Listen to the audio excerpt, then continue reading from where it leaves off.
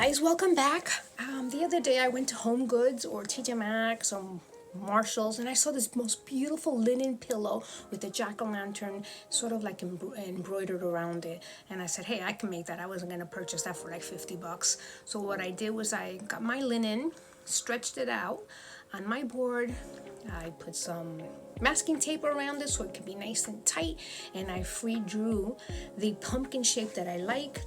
This took me about 2 hours, so I'm going to show you what I did, and then I'll talk to you about step by step.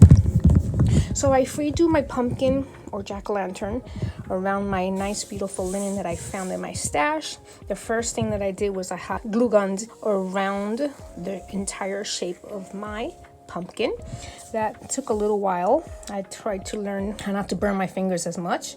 Then I completed the little stem, and I just went back and forth with the hot glue gun and the yarn. Then in this first section, I got 2 pieces of yarn. I twirled them around. Yeah, I just twirled it, and then I hot glue gunned it again in like little swirlies. In the second section, I got 3 pieces of yarn and I tightly glued them together to create this effect. Then in the center, I did little swirls. Then I repeated the 3 strands in the 4th section, and in the 5th section, again, I got the 2 pieces of yarn and I twirled them around and I hot glue gunned it all the way around. Lastly, I grabbed the very little bit of yarn that I had left, and I created what appeared to be like the little vines, as if this little pumpkin was taken from the garden. So I'm going to show you a technique that I saw on YouTube.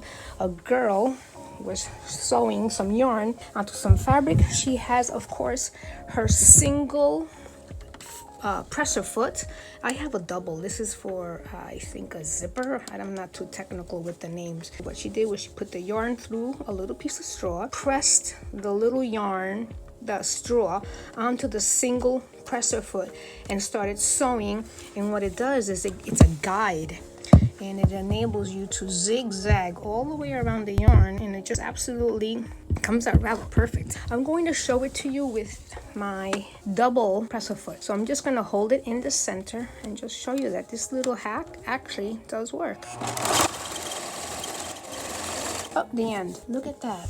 So again, I encourage you, if you have the time, to get your single foot presser foot, some yarn. I just fed it through, and this hack actually works. And I think that if I would have done this with this linen fabric and moved really slowly, it would have come out, I think, even more pretty, because you can see a little bit of the hot glue gun in certain areas. So what I'm going to do now is just complete the pillowcase, and then I'll show you the end result.